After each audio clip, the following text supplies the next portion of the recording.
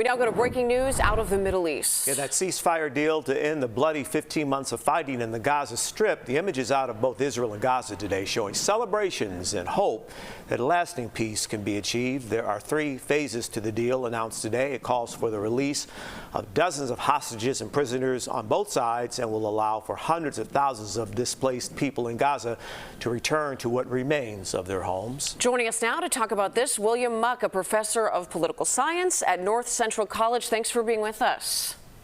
Good to be with you. So we're hearing this is not necessarily a done deal. It does seem a little precarious, and of course it's extremely serious. So what are you hearing still needs to happen on the Israeli side to make this finished deal?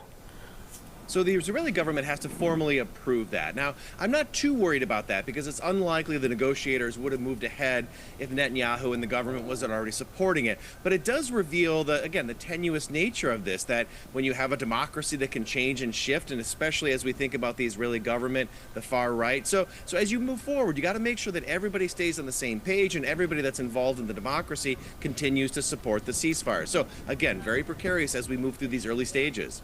President-elect Donald Trump does not take office for another 5 days, but his team played a part in this deal. Can you describe that?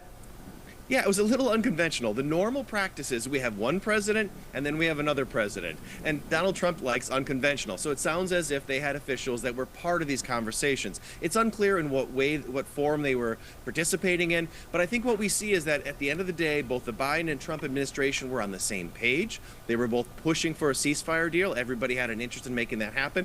And that's good to see, especially in a contentious political system like us, like we have right now, that everybody wanted to see this being done. And then as more time goes by, I think we'll learn more about where the Biden versus the Trump administration was. And I think behind the scenes, the Biden administration has been working for a lot of months to make this happen. Professor, I know we're talking about it's possible that as soon as Sunday we could see some of these hostages released. Between now and then, you made it sound like you think things will come together pretty easily, but could this deal fall apart? Oh, absolutely. As we see these deals have happened over time, it's often really small stuff that trips them up. So I think it's likely that they're going to have some success in these early stages because what they're asking of each other is pretty simple. So basically, you're going to allow more humanitarian aid into Gaza. Israel is going to pull back from the military operations, which I think they're at this point okay. What's going to get difficult is in the days and weeks ahead when we get to the more challenging political questions. What's the long-term political solution in Gaza? Does Israel have a long-term military presence in Gaza? Like, these are the harder questions, and they've kicked some of those harder questions down the road a little bit. So I think in the early stages it's going to be easy, but it'll get more difficult as more time goes by.